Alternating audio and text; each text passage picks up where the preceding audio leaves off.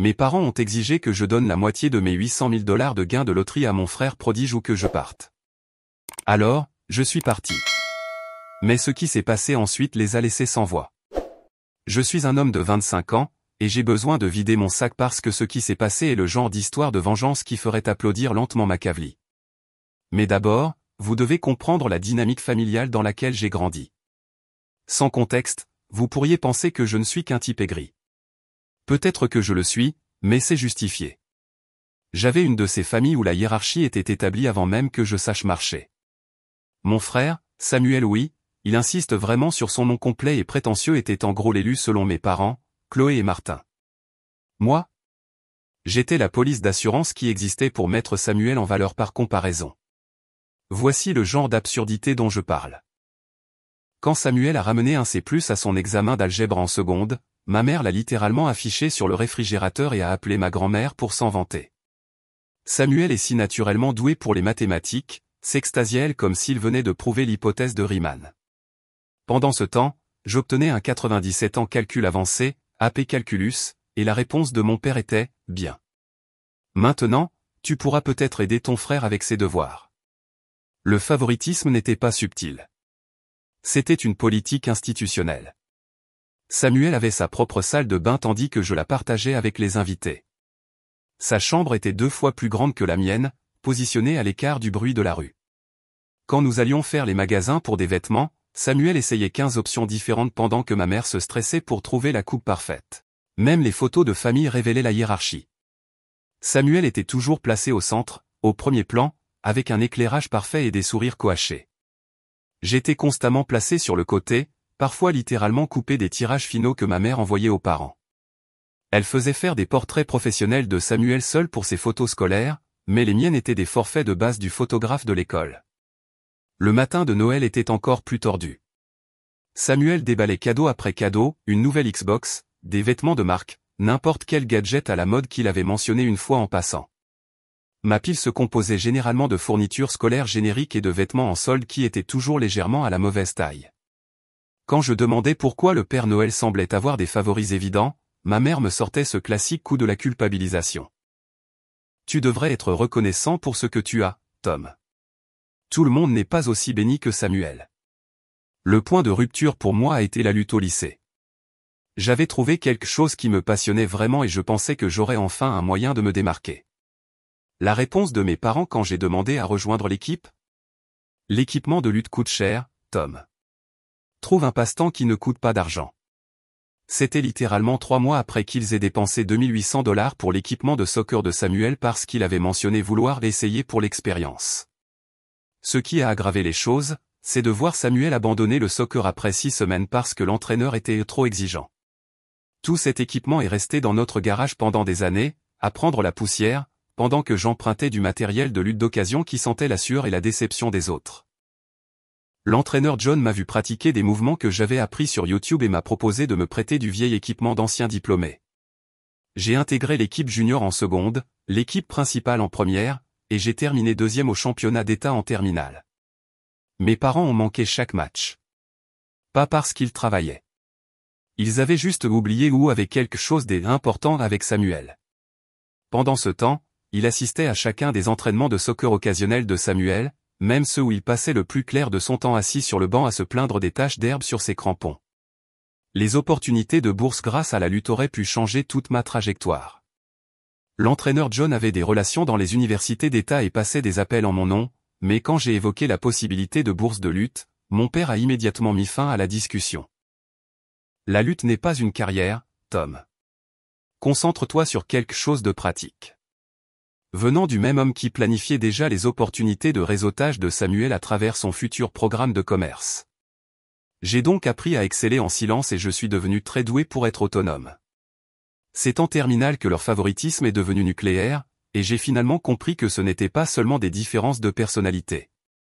Samuel a décidé qu'il voulait étudier le commerce dans une université privée hors de prix 52 000 $ par an pour ce qui était essentiellement une fête de réseautage de 4 ans avec des cours occasionnels sur les présentations PowerPoint. Mes parents n'ont pas hésité. Ils ont visité des campus avec lui, engagé un consultant universitaire, payé des cours de préparation au SAT, des frais d'inscription pour 15 écoles, et l'ont même fait voyager pour des week-ends de recrutement. Le consultant universitaire était cette femme prétentieuse qui facturait 300 $ de l'heure pour aider Samuel à écrire des essais sur son haut potentiel de leadership et sa vision entrepreneuriale. Elle passait des après-midi entiers chez nous, l'aidant à rédiger des réponses aux questions de candidature, écrivant essentiellement ses essais pendant qu'il jouait à FIFA en arrière-plan. Quand Samuel a obtenu 1180 à ses SAT après 2 séries de cours de préparation coûteux, mes parents ont célébré comme s'il avait percé le code de la physique quantique. Ils ont organisé un dîner et invité des parents pour entendre parler de sa excellente performance aux tests standardisés. Le processus universitaire pour Samuel, c'était comme regarder quelqu'un recevoir le traitement VIP dans un casino. Mes parents se sont plus stressés pour ses essais que lui, veillant tard pour l'aider à trouver des idées pendant qu'il jouait à Fortnite. Quand les lettres d'acceptation ont commencé à arriver, chacune a eu droit à son propre dîner de célébration. L'acceptation de l'université privée est venue avec une bourse au mérite partiel, non pas parce que Samuel était brillant, mais parce que mes parents avaient postulé à des écoles où ses statistiques médiocres sembleraient impressionnantes. Mon tour. Je voulais faire du génie informatique à notre université d'État. Quand j'ai abordé le financement des études, mon père m'a regardé comme si je lui avais demandé de m'acheter une Tesla. Débrouille-toi tout seul, Tom. Tu es assez intelligent pour obtenir des bourses. Traduction, Samuel mérite un investissement, tu mérites des dettes. Mon processus de candidature consistait à remplir des formulaires à la table de la cuisine pendant que Samuel bénéficiait d'une consultation professionnelle dans le salon. Quand j'ai eu besoin de lettres de recommandation, j'ai dû trouver les professeurs moi-même et les relancer plusieurs fois. L'ironie ? J'ai effectivement obtenu des bourses au mérite, des bourses complètes de 2 universités d'État et une bourse partielle d'un institut technique mieux classé que l'école fêtarde de Samuel. Mais comme je n'avais pas besoin de leur argent, mes réussites sont devenues invisibles. Pas de dîner de célébration, pas d'appel téléphonique fier aux parents. La réponse de ma mère quand je lui ai montré mes lettres d'acceptation, tu vois ? Nous avons toujours su que tu te débrouillerais tout seul. Alors, pendant que Samuel se la coulait douce dans son dortoir de luxe, postant des stories Instagram de voyages de vacances de printemps financés par le fonds d'urgence de mes parents, je faisais des doubles services à la pizzeria de Tony, vivant de boissons énergisantes et de détermination. Les colis de soutien racontaient toute l'histoire. Samuel recevait des boîtes hebdomadaires remplies de ses collations préférées, de produits de toilette et d'argent de poche glissés dans des cartes de vœux. Moi, je recevais un texto me demandant comment se passaient les cours, peut-être 2 fois par semestre. J'ai obtenu mon diplôme avec une moyenne de 3,8, un diplôme d'ingénieur en informatique et 58 000 $ de prêts étudiants. Samuel a obtenu son diplôme avec une moyenne de 2,3, un diplôme de commerce qui était essentiellement du papier toilette coûteux, et 0 dette. Après l'université, j'ai dû retourner vivre chez mes parents parce que les salaires d'ingénieurs débutants ne vont pas loin quand on rembourse 850 $ par mois de prêts étudiants. C'est là que mes parents ont vraiment montré leur vrai visage. Ils ont commencé à me faire payer 650 $ par mois de loyer pour vivre dans ma chambre d'enfant pendant que Samuel revenait dans son ancienne chambre gratuitement. Quand j'ai remis en question ce favoritisme évident, la réponse de mon père était de leur en bas, Samuel explore ses options de carrière. Toi, tu as un revenu stable. L'exploration de carrière de Samuel a duré 14 mois et consistait principalement à dormir jusqu'à 15 heures et à jouer à FIFA avec ses amis d'université tout aussi paumés. Mais apparemment, cela justifiait le gîte et le couvert gratuit pendant que je payais le prix du marché pour dormir dans un lit simple entouré de posters Pokémon de CE2.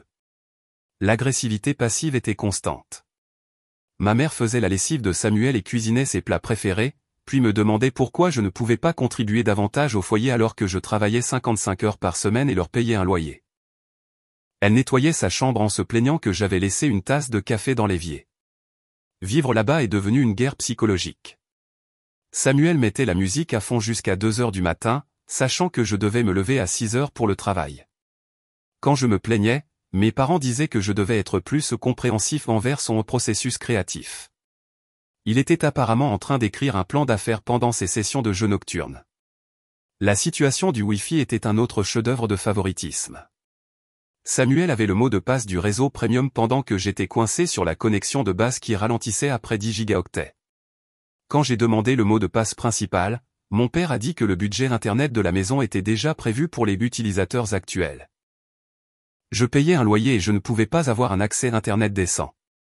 6 mois après le début de cet arrangement, Samuel a annoncé son idée d'entreprise révolutionnaire, une boutique de streetwear urbain appelée Street Elite. Le discours était de la pure illusion. Il allait démocratiser la mode haut de gamme en la rendant accessible aux consommateurs soucieux de leur style. Traduction, acheter des vêtements bon marché sur Alibaba et les majorer de 4 cents pour cent. Son plan d'affaires était littéralement vendre des vêtements cool aux jeunes, avec zéro étude de marché, aucune analyse de la concurrence et aucune compréhension de la gestion des stocks. Quand mon père a posé des questions sur les données démographiques cibles, Samuel a répondu « Tous ceux qui veulent avoir l'air frais », avec une sincérité totale. Le plan était manuscrit sur du papier de cahier avec des points comme obtenir des influenceurs et un marketing viral. Aucune projection financière, aucune analyse de la concurrence, aucune compréhension des bases du commerce de détail. Mais mes parents l'ont traité comme s'il avait présenté le plan du prochain Amazon. Ils ont liquidé leur épargne retraite $43 000 et la lui ont remise sans poser de questions, payant pour une vitrine, des stocks, une image de marque, et même en embauchant ses frères de fraternité au chômage comme personnel. 8 mois plus tôt, je leur avais présenté un projet d'entreprise de conseil en technologie. J'avais des clients potentiels en attente, un plan d'affaires détaillé, et je n'avais besoin que de $15 000 de capital de démarrage. Leur réponse, ça semble trop risqué, Tom. Reste à ton emploi stable. Mon plan d'affaires comprenait des projections financières réelles, une analyse de marché, des témoignages de clients pour des travaux que j'avais déjà réalisés en freelance, et des ventilations de coûts détaillés pour l'équipement et le marketing. J'avais identifié 3 entreprises spécifiques qui avaient besoin de solutions logicielles personnalisées et j'avais des accords préliminaires en place. Trop risqué. $15 000 pour une entreprise dans mon domaine de compétences réelles était trop risqué, mais 43 000 pour que Samuel vende des suites à capuche hors de prix était un investissement judicieux. C'est là que j'ai commencé à acheter des billets de loterie. Chaque vendredi après le travail, les mêmes numéros, 7, 14, 23, 42, 51. Il trouvait ça hilarant. Tu brûles littéralement de l'argent, se moquait Samuel. La loterie, c'est pour les gens qui ont abandonné toute ambition réelle, disait mon père en secouant la tête avec déception. Tom joue son avenir $2 à la fois. Venant de l'homme qui venait de dilapider son épargne retraite sur un plan d'affaires griffonné sur une serviette en papier. Le rituel de la loterie est devenu mon doigt d'honneur hebdomadaire à leurs attentes. Chaque vendredi, je m'arrêtais au Murphy's Corner Store, j'achetais mon billet avec mes numéros, je prenais une boisson énergisante, et je rentrais chez moi, sachant qu'ils pensaient que j'étais l'irresponsable. En octobre, l'entreprise de Samuel échouait plus durement que le New Coke. Il s'avère que facturer $85 pour des suites à capuche basiques dans une ville où Target vend des modèles similaires pour $12 n'est pas un modèle économique durable. Qui aurait pu le prédire? Mais il ne pouvait pas accepter que sa vision était nulle. Il a redoublé d'illusions, passant des semaines à essayer de convaincre des influenceurs avec 3000 abonnés Instagram de promouvoir sa marchandise hors de prix. Quand cela a échoué, il s'est mis à blâmer les conditions du marché et les gens qui ne comprennent pas la culture streetwear. Il a commencé à organiser des événements de shopping exclusifs qui consistaient essentiellement à ouvrir le magasin le samedi soir et à inviter ses amis d'université à regarder des marchandises qu'il ne pouvait pas se permettre. Ces événements généraient peut-être $200 de vente tout en coûtant plus cher en électricité et en personnel, à savoir ses copains de fraternité au chômage. Les pivots sont devenus de plus en plus désespérés. Street Elite est devenu Street Elite Gaming quand il a ajouté des chaises de jeu à son inventaire. Puis Street Elite Lifestyle quand il a essayé de vendre des haut-parleurs Bluetooth et des accessoires pour téléphone, et enfin Street Elite Pop Culture quand il a rempli la moitié du magasin de figurines Funko Pop et de produits dérivés d'anime.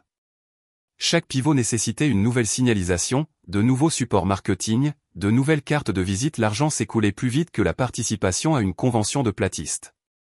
Le magasin avait 3 mois de retard de loyer, perdait de l'argent à flot, et mes parents paniquaient. Au lieu d'admettre qu'ils avaient tout gâché, ils sont venus me voir avec leur solution brillante. Tom, nous avons besoin que tu co-signes un prêt de $25 000, a annoncé mon père pendant le dîner comme s'il demandait le sel. Juste temporairement, jusqu'à ce que Samuel se remette sur pied. Je l'ai fixé. Vous voulez que je co-signe une dette pour une entreprise qui a déjà fait faillite?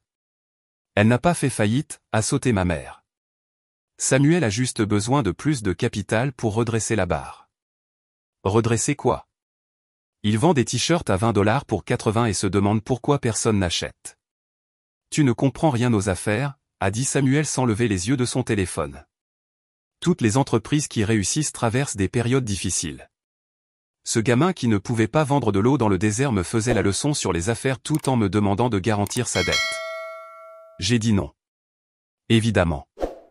Ils ont passé les 2 semaines suivantes à me culpabiliser à tour de rôle sur la responsabilité familiale et sur le fait que j'abandonnais Samuel dans son moment de besoin. Pendant ce temps, j'avais commencé à m'amuser un peu avec la situation. Samuel avait cette habitude de rester éveillé jusqu'à 4 heures du matin à jouer et à regarder Netflix en streaming. J'ai donc commencé à limiter sa bande passante internet vers minuit, juste ses appareils, spécifiquement. J'avais appris les bases de l'administration réseau pour mon programme d'ingénierie, donc manipuler notre routeur domestique était un jeu d'enfant. Samuel était en plein milieu d'une partie classée quand sa connexion tombait mystérieusement à des vitesses de modem. L'imbécile passait des heures à dépanner sa connexion, à appeler le support technique, et à même acheter un nouveau routeur. Il était convaincu que nous avions une interférence électromagnétique surnaturelle. Je l'écoutais pester contre les poltergeists numériques tout en contrôlant son internet comme un marionnettiste depuis ma chambre. Il a appelé 3 fournisseurs d'accès internet différents, réinitialisé le routeur des dizaines de fois, et a même acheté un logiciel de diagnostic réseau. Il ne lui est jamais venu à l'esprit que quelqu'un dans la maison pouvait avoir un accès administrateur aux paramètres du réseau. Puis est arrivé le vendredi 13 octobre. Je me suis arrêté chez Murphy S après le travail, j'ai pris ma boisson énergisante et mon billet de loterie habituel, et je suis rentré à la maison pour trouver mes parents en mode crise, discutant des options de faillite pendant que Samuel boudait dans son coin comme un chiot battu. Je suis allé dans ma chambre, j'ai ouvert une bière et j'ai essayé d'ignorer leur drame. Le tirage de la loterie a eu lieu vers 23 heures. Les numéros gagnants de ce soir sont 7, 14, 23, 42. J'étais abasourdi. J'ai regardé mon billet. Chaque numéro correspondait. Le jackpot était de 800 000 $ après impôt. Je suis resté assis là pendant 10 minutes, à fixer le billet, vérifiant et revérifiant. Ce n'était pas un jackpot massif du Powerball, mais c'était assez pour changer complètement ma vie. Assez pour construire quelque chose de réel. Ma première pensée n'a pas été la célébration car je savais qu'à la seconde où il le découvrirait, il tendrait la main, attendant l'heure juste part de ma chance. Je n'ai rien dit sur le gain pendant 3 jours pendant que je m'occupais de la logistique. Je me suis déclaré malade le lundi, je me suis rendu au bureau de la loterie, j'ai tout vérifié et j'ai organisé le paiement. Le protocole standard incluait la séance photo avec le chèque de cérémonie, alors j'ai joué le jeu. J'ai passé ces 3 jours à faire des recherches sur les implications fiscales, les stratégies d'investissement et les opportunités commerciales. Pendant que ma famille sombrait à cause des échecs de Samuel, je planifiais tranquillement mon indépendance. La situation fiscale était complexe. Les 800 000 $ étaient après les impôts fédéraux, mais les impôts d'État en prendraient une autre partie. Je devrais mettre de côté de l'argent pour les paiements trimestriels, planifier les gains en capital sur tous les investissements, et tout structurer pour minimiser la charge fiscale à long terme. J'ai consulté 2 conseillers financiers différents sur les stratégies d'investissement. Une approche conservatrice serait des fonds indiciels et des obligations, générant peut-être 6% par an. Une approche agressive impliquait l'immobilier, les investissements dans des entreprises et des actions à plus haut risque. J'ai opté pour une stratégie hybride, assez d'investissements conservateurs pour garantir une sécurité à long terme, assez de capital risque pour potentiellement construire une richesse sérieuse. Mardi soir, je suis entré dans la maison en portant le chèque de cérémonie géant. Ma famille était dans la cuisine, noyée sous les factures et les avis de saisie. « C'est quoi ce bordel ?» a demandé Samuel, en fixant le carton surdimensionné. « J'ai gagné à la loterie », ai-je dit, en l'appuyant contre le mur. Silence de mort. Puis le visage de ma mère s'est illuminé comme un matin de Noël. « Tom, c'est incroyable. C'est exactement ce dont nous avions besoin. Samuel peut utiliser la moitié de ça pour rembourser ses dettes et relancer son entreprise, a-t-elle poursuivi, dépensant déjà mon argent. 400 000 devrait suffire à le remettre sur les rails. » Mon père a hoché la tête comme si c'était évident. « La famille prend soin de la famille, Tom. Tu ne peux pas garder tout cet argent pendant que ton frère est en difficulté. Pas de félicitations ou de c'est excitant pour toi, juste des calculs immédiats sur la façon dont maman pourrait résoudre leurs problèmes. » Samuel planifiait déjà son retour. « Avec ce genre de capital, je pourrais ouvrir 3 emplacements, dit-il, les yeux brillants. Peut-être franchiser le concept, s'étendre à l'échelle nationale en 2 ans. L'illusion était stupéfiante. Vous êtes sérieux, ai-je demandé. N'utilise pas ce langage, a sèchement répondu ma mère. Et oui, après tout ce que nous avons fait pour toi, aider ton frère est la moindre des choses que tu puisses faire. Vous voulez dire me faire payer un loyer pendant qu'il vivait gratuitement? Financer son entreprise tout en qualifiant la mienne de trop risquée? Me traiter comme une déception pendant 24 ans? Tu es dramatique, a dit Samuel. Maman et papa nous ont toujours traités de manière égale. Venant du gamin qui n'avait jamais payé une facture, jamais fait face aux conséquences, jamais gagné sa place à la table. Également? Ai-je dit, la voix montant. Quand tu as échoué en microéconomie, ils t'ont engagé un tuteur. Quand j'ai eu besoin de matériel de laboratoire pour mon projet de fin d'études, ils m'ont dit de me débrouiller. Quand tu as voulu lancer ta blague d'entreprise, ils ont liquidé leur épargne retraite. Quand j'ai proposé un projet de conseil avec de vrais clients en attente, ils ont dit que c'était trop risqué. La dispute s'est envenimée alors que 24 ans de ressentiment se déversaient. Chaque exemple de favoritisme, chaque double standard, chaque fois qu'il l'avait choisi lui plutôt que moi. Mes parents n'arrêtaient pas de dévier, prétendant qu'ils avaient fait de leur mieux et que je me souvenais mal des choses. Samuel a toujours eu besoin de plus de soutien, a dit ma mère sur la défensive. Toi, tu as toujours été si indépendant. Indépendant par nécessité, ai-je rétorqué. Parce que vous avez clairement fait savoir que j'étais seul. Ce n'est pas vrai, a protesté mon père. Nous vous aimons tous les deux. Alors pourquoi ai-je payé un loyer pendant qu'il vivait gratuitement? Pourquoi son fonds pour l'université venait-il de l'épargne retraite alors que le mien venait de prêts étudiants? Pourquoi avez-vous assisté à ses entraînements de soccer mais manqué mes matchs de lutte? Il n'avait pas de réponse. Finalement, mon père s'est levé, le visage rouge de rage. Si tu ne donnes pas la moitié de cet argent à Samuel, tu peux sortir de cette maison tout de suite. Nous ne voulons pas de gens égoïstes qui vivent ici. Parfait, ai-je dit en attrapant le chèque de cérémonie. Je m'en vais. J'ai fait mes valises pendant qu'il criait sur la loyauté familiale et la gratitude. J'ai passé la nuit dans un Holiday Inn, planifiant mon prochain mouvement. J'ai trouvé un appartement en ligne, versé un acompte et pris des dispositions pour emménager le lendemain. Mais le matin suivant, j'ai réalisé que j'avais oublié des documents importants. Je suis retourné en voiture vers 7 heures du matin, pensant qu'il dormirait encore. Je suis entré discrètement et je me suis dirigé vers ma chambre. C'est là que j'ai remarqué que le chèque géant n'était pas là où je l'avais laissé. Je l'ai trouvé dans le salon, complètement détruit, déchiqueté en confettis, coupé avec des ciseaux, déchiré en morceaux. Mes parents et Samuel étaient assis autour de la table basse comme s'ils venaient de finir d'ouvrir les cadeaux de Noël, sauf qu'au lieu de papier cadeau, ils étaient entourés de morceaux de mon chèque de loterie. Ils ont levé les yeux quand je suis entré. Tiens, tiens, a dit Samuel, en brandissant un morceau avec une partie de mon nom dessus. Regardez qui est revenu en rampant. Ma mère a souri. Puisque tu ne voulais pas partager, nous avons résolu le problème nous-mêmes. Mon père s'est adossé les bras croisés. Maintenant, tu n'as plus rien. Qu'est-ce que ça fait de tout perdre à cause de ton avidité? Ils étaient assis là, convaincus d'avoir détruit mon avenir par dépit. J'ai regardé la destruction pendant quelques secondes, assimilant leur stupidité. Puis j'ai commencé à rire, pas un petit rire, mais un rire à gorge déployée, les larmes aux yeux, à en perdre le souffle. Qu'est-ce qui ne va pas chez toi, a exigé Samuel. On vient de détruire ton argent de la loterie. Oh mon Dieu, ai-je haleté entre deux rires. Vous êtes tellement stupide. Le silence s'est fait dans la pièce. Ce chèque ne vaut rien, ai-je dit en désignant les restes déchiquetés. C'est un chèque symbolique, bande d'idiots finis. Un accessoire pour les photos. L'argent réel est déjà en cours de traitement et arrive sur mon compte aujourd'hui. La couleur a quitté leur visage comme si on avait tiré un bouchon. Vous pensiez vraiment qu'ils me donneraient 800 000 en espèces et me renverraient à la maison avec, ai-je continué. Bon sang, vous êtes encore plus bête que je ne le pensais. Ma mère a essayé de se rattraper. Tom, attends. Nous n'avions pas compris. Vous aviez parfaitement compris, les jeux coupés.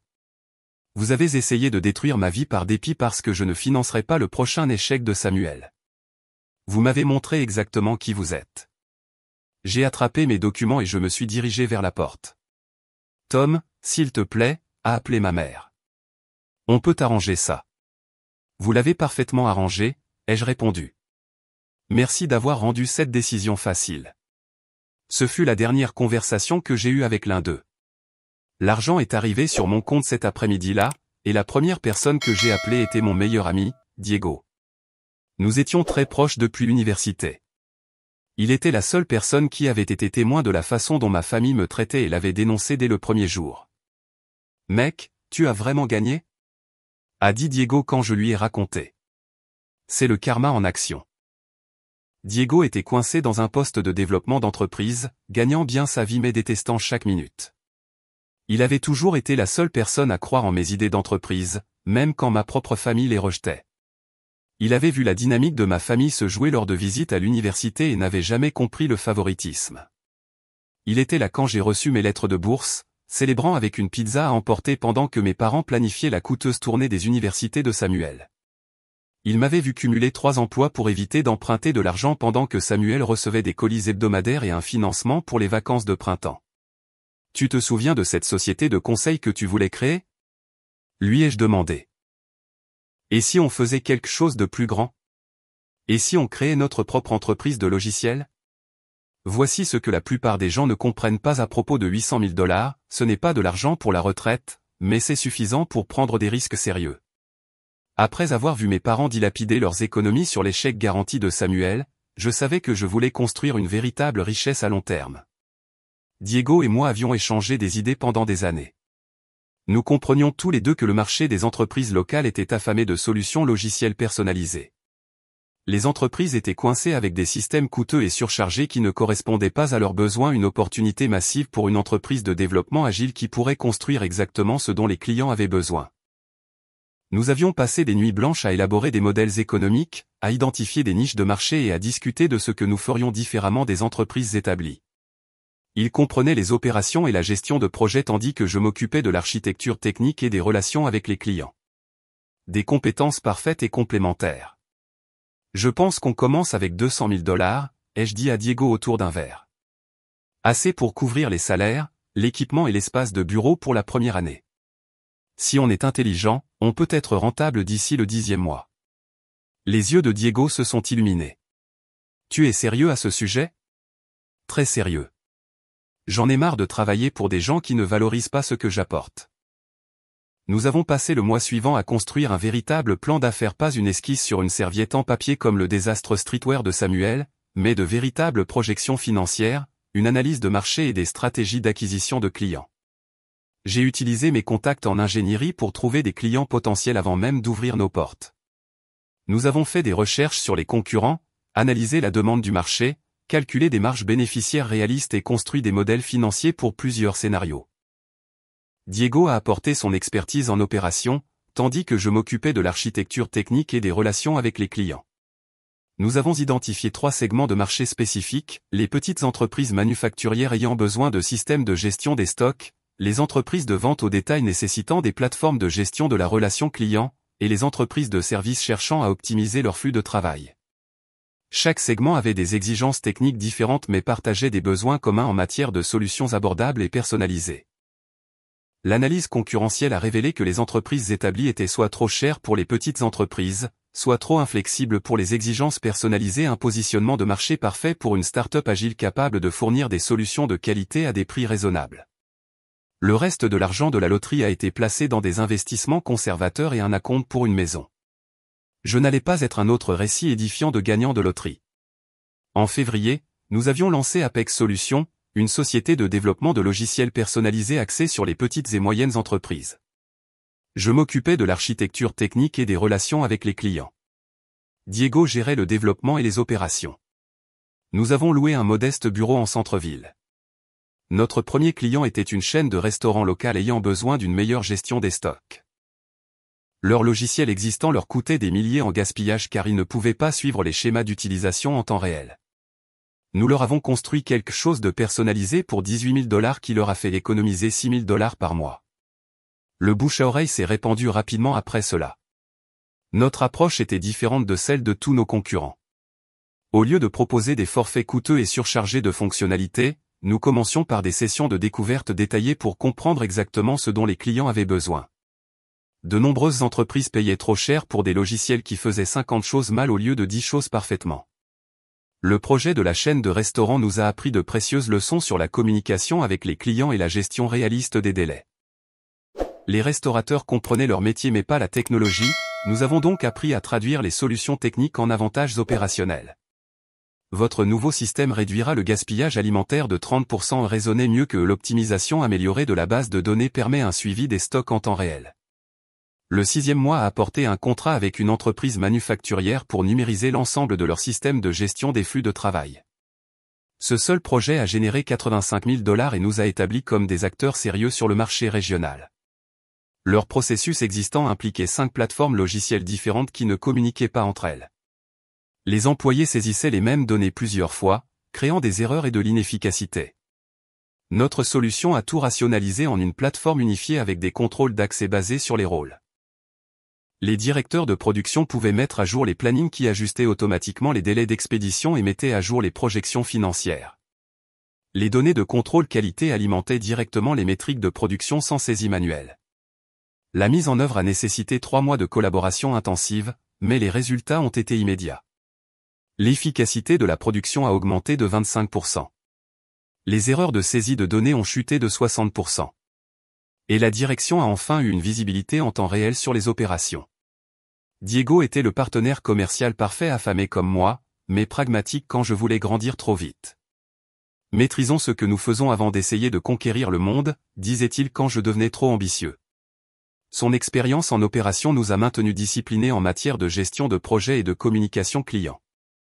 Pendant que je me concentrais sur les solutions techniques, Diego s'assurait que nous livrions à temps et dans les limites du budget. Les semaines de 60 heures semblaient différentes quand on construisait notre propre avenir au lieu d'enrichir quelqu'un d'autre. Chaque nuit passée à travailler tard était un investissement dans notre vision, pas pour payer la 3e maison de vacances d'un PDG. Puis est arrivé le contrat qui a tout changé. Le 11e mois a apporté notre plus grande opportunité. La plus grande société de transport de notre région trirégionale perdait de l'argent à flot en raison d'une optimisation inefficace des itinéraires. Les chauffeurs brûlaient du carburant parce que la répartition utilisait encore des cartes en papier et l'intuition des années 1990. Leur directrice des opérations, Lisa, avait entendu parler de notre travail par le client manufacturier. Elle nous a appelés pour une réunion. Nous perdons 40 000 $ par mois en carburant gaspillé et en heures supplémentaires parce que notre système de routage est nul. Pouvez-vous arranger ça? Le système existant était un cauchemar, des feuilles de calcul Excel, des cartes imprimées et un logiciel de répartition qui semblait avoir été codé pendant l'administration Clinton. Les chauffeurs arrivaient à 5 heures du matin pour découvrir que les itinéraires avaient changé 3 fois pendant la nuit. Pas d'intégration GPS, des appels constants à la répartition pour obtenir des indications. Les répartiteurs créaient des itinéraires basés uniquement sur des listes d'adresses sans tenir compte des schémas de circulation, des fenêtres de livraison, de la capacité des véhicules ou de l'expérience des chauffeurs. Les itinéraires pouvaient envoyer des chauffeurs traverser la ville 4 fois en une journée ou programmer des livraisons en centre-ville pendant l'heure de pointe. L'inefficacité était stupéfiante. Les chauffeurs faisaient en moyenne 12 à 15 arrêts par jour alors qu'un routage optimisé pourrait permettre 20 à 25 arrêts. Les heures supplémentaires plombaient leur budget de main-d'œuvre, tandis que la satisfaction des clients souffrait des livraisons tardives et des fenêtres horaires manquées. Donnez-nous 2 semaines pour analyser votre processus actuel, ai-je dit à Lisa. Nous construirons un prototype qui économisera 25% sur les coûts de carburant à lui seul. Diego et moi avons passé ces semaines intégrées à la société de transport, accompagnant les chauffeurs, chronométrant les itinéraires et analysant les schémas de circulation. Nous avons découvert que les répartiteurs créaient des itinéraires basés uniquement sur les adresses de livraison sans tenir compte du trafic, des travaux ou d'une séquence logique. Les chauffeurs pouvaient se retrouver en centre-ville pendant l'heure de pointe, conduire 45 minutes en banlieue pour un seul colis, puis retourner en centre-ville pour la livraison suivante. Nous avons suivi les données GPS de 10 chauffeurs sur 5 jours, documentant chaque inefficacité. Les données étaient pires que prévu. Les chauffeurs parcouraient en moyenne 40% de kilomètres en plus que nécessaire, passaient plus de 3 heures par jour dans des embouteillages qui pouvaient être évités, et tentaient des livraisons en dehors des fenêtres horaires optimales.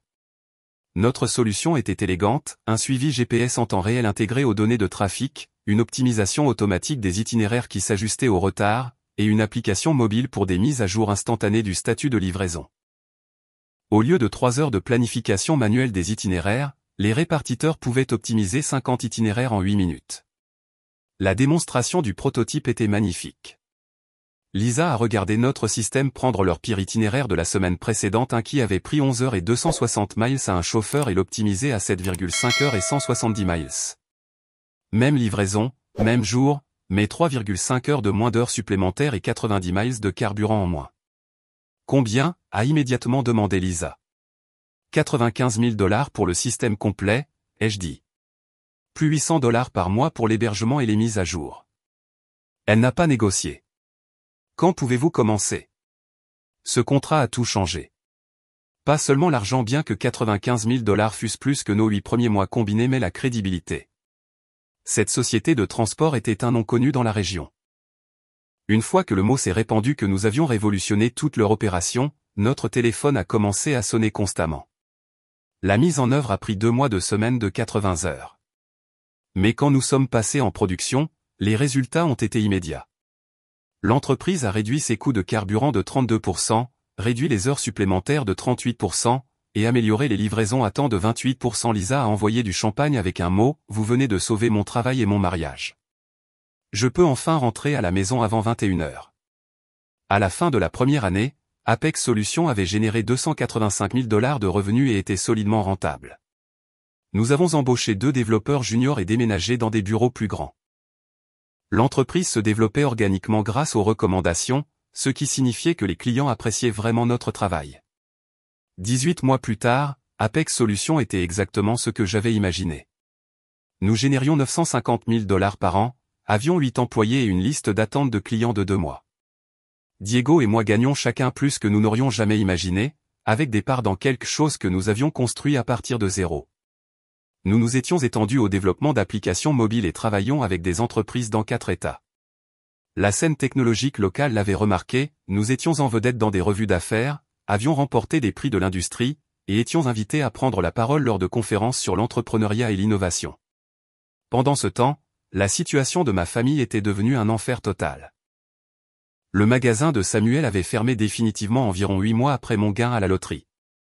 Il avait dilapidé jusqu'au dernier centime des économies de mes parents et travaillait maintenant chez GameStop dans le même centre commercial où se trouvait autrefois sa boutique de streetwear révolutionnaire. Mes parents avaient été contraints de prendre une deuxième hypothèque juste pour éviter la saisie. Son travail chez GameStop était particulièrement savoureux car il avait passé toute sa vie à mépriser les employés de la vente au détail et à parler de son diplôme de commerce comme si cela le rendait supérieur. Maintenant, il demandait aux adolescents s'ils voulaient précommander le dernier Call of Duty. Environ 6 semaines avant qu'il ne se présente à mon bureau, j'ai reçu un appel de ma mère. J'avais bloqué leur numéro, mais elle a appelé depuis le téléphone de quelqu'un d'autre. Tom, sa voix était tremblante, désespérée. « S'il te plaît, ne raccroche pas. Nous avons perdu la maison, dit-elle en pleurant. La saisie a eu lieu la semaine dernière.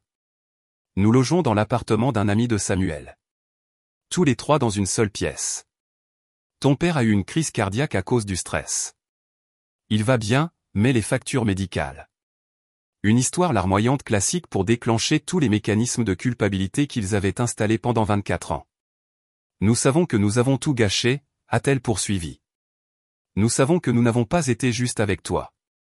Mais nous sommes une famille, Tom. Est-ce que ça ne signifie rien? » Pendant environ 10 secondes, je l'ai ressenti. Cette vieille programmation qui se remettait en marche. Mais ensuite, je me suis souvenu d'être assis dans ma chambre d'enfant, payant un loyer pendant que Samuel vivait gratuitement. Je me suis souvenu de leur visage quand ils ont détruit ce qu'ils pensaient être mon billet de loterie. « Vous avez fait votre choix il y a 2 ans, ai-je dit calmement. Maintenant, vous voulez que je vous sauve des conséquences de vos propres décisions. Mais nous sommes tes parents. » Non, l'ai-je coupé. Les parents soutiennent leurs enfants. Les parents célèbrent leur succès. Vous n'êtes que des gens qui partagent de l'ADN avec moi. J'ai raccroché et bloqué ce numéro aussi. Je pensais qu'ils avaient compris le message, mais non. Un mardi soir, alors que je passais en revue les projections trimestrielles, mon assistante m'a appelé. « Il y a une famille ici pour vous voir », a-t-elle dit. Pas de rendez-vous, mais ils ont prétendu être vos parents et votre frère. J'ai regardé à travers la vitre de mon bureau et je les ai vus dans notre hall. Mes parents avaient l'air plus âgés, usés. Samuel semblait avoir vieilli de 5 ans aussi. Ils regardaient notre espace avec un mélange d'admiration et de ressentiment. Faites-les entrer, ai-je dit à mon assistante. Ils sont entrés dans mon bureau comme des accusés s'approchant du juge, nerveux et incertains. Pour la première fois de ma vie, j'ai vu mes parents intimidés par moi. Tom, a commencé ma mère, la voix tremblante. Ton bureau est impressionnant.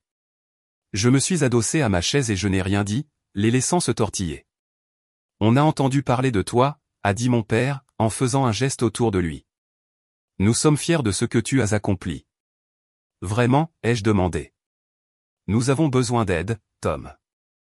La maison est partie. Samuel ne trouve pas de travail stable. Nous avons fait des erreurs, mais nous sommes une famille. Une famille, ai-je dit, savourant le mot. La même famille qui m'a fait payer un loyer pendant que Samuel vivait gratuitement? La même famille qui a essayé de détruire mon avenir quand je n'ai pas voulu vous donner la moitié de mes gains. Nous avions tort, a dit mon père rapidement. Nous le voyons maintenant. Tu as construit quelque chose d'incroyable. Peut-être que nous pourrions travailler ensemble. Samuel pourrait t'aider avec les ventes. J'ai levé la main. Laissez-moi bien comprendre. Vous avez littéralement essayé de me saboter quand j'ai enfin eu une chance. Maintenant que votre enfant prodige a échoué et que j'ai réussi au-delà de vos espérances, vous revenez pour demander l'aumône. Ce n'est pas comme ça, a objecté ma mère. C'est exactement comme ça, ai-je dit en me levant. Voici ce qui va se passer. Vous allez quitter mon bureau et ne plus jamais me contacter.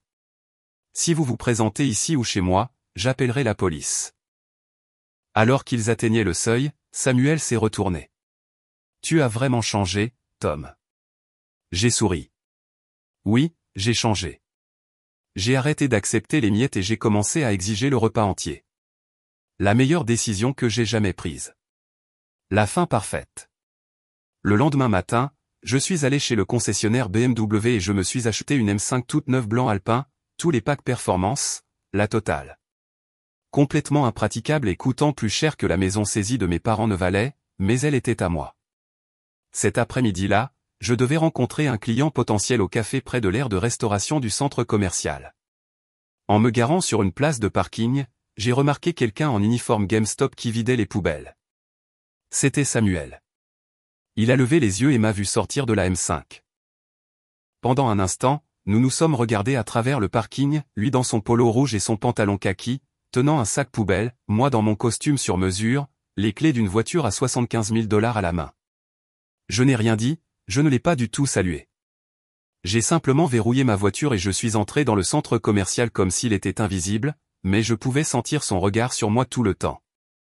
2 semaines plus tard, je faisais le tri dans de vieux papiers et j'ai trouvé ces exemplaires supplémentaires de l'article de la revue d'affaires. Timing parfait. J'ai envoyé un exemplaire à leur adresse d'appartement en sous-sol sans note, juste ma photo en couverture, souriant dans mon bureau prospère avec le titre « Un innovateur technologique régional construit une entreprise d'1 million de $. Qu'ils encadrent ça. Mes numéros de loterie étaient peut-être aléatoires, mais choisir de couper les ponts avec eux a été la meilleure décision que j'ai jamais prise.